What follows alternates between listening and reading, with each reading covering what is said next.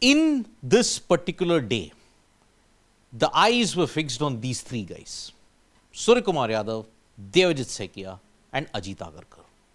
The squad for the T20 World Cup, when it was announced, Devajit Saikia had to announce it twice because one name was omitted and a lot of people couldn't believe it.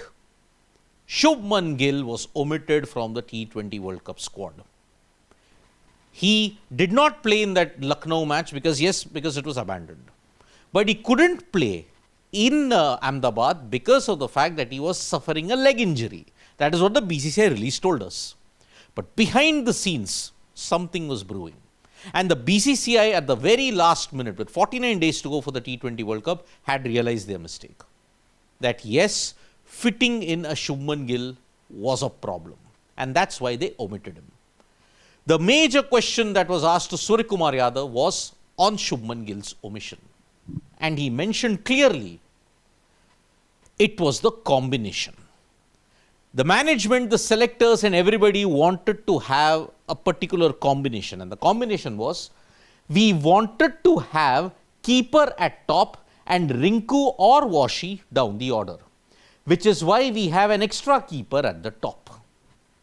Now, this is the main thing, that they wanted to have a keeper at the top and Rinku or Washi down the order. And it is because of the combination, Shubman Gill was keeping out three people.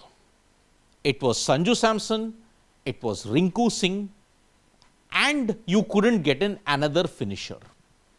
And that is the reason why Shubman Gill, now that he is out, Sanju comes in, Rinku or Washi will be your finisher.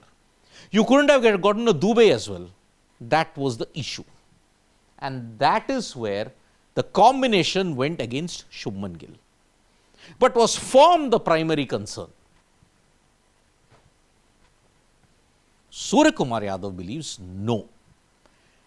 The question over Shubman Gill's form doesn't arise. Because he said, post T20 World Cup 2024, we had gone to Sri Lanka, had scored 200 and Gill was part of it. But then what happened in Sri Lanka 2024 was a good year and a half back. Suddenly after 1 year you get in a Shubman Gill, and yes, many felt that if you have taken a decision, stick to it. But we saw the red flags in that decision. The red flags was you couldn't keep the Sanju Abhishek Jodi away because they gave you impetus at the top of the order. Now, the 200 in Sri Lanka might necessarily not be a 200 today in 2025. Every year the T20 template changes.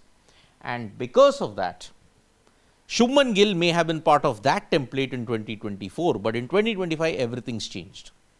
Which is why Gill was dropped. Form, the numbers are all there for everybody to see. But the main issue is, what do you do with that? Now, as far as his own form is concerned, Suryakumar Yadav in 2025 has been an abysmal failure with the bat. Captaincy second to none. He is brilliant. Suryakumar Yadav has presided over the most successful period in the history of T20Is when you have to look at it. 84% winning percentage, but at the same time, his form in this series in South Africa alone, 4 matches, 34 runs. Now, Suryakumar Yadav admits that yes, I know what I have to do. He says, we'll definitely see Surya the batter. This phase has lasted a little longer. I know what to do and I will do it. Well, at least he acknowledges that he knows what needs to be done. It is not a smokescreen statement wherein he said, I may be out of form. I may be out of runs, but I am not out of form. That was irony 100x. Surya's form is a concern, but if he can get going, then yes, Suryakumar Yadav makes this team practically invincible if he gets going with the bat. So the selectors, the captain himself has admitted that on the combination front, Shubman Gill couldn't make it. They are adamant that form wasn't the main thing. But we all know the form that Shubman Gill carried in 2025. This was the problem. And that is why the BCCI needs to be applauded for taking that tough call.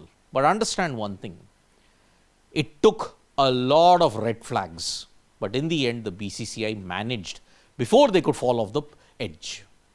Thank you so much, folks, for joining us for this video. Subscribe to Sports Today for all the latest news and analysis.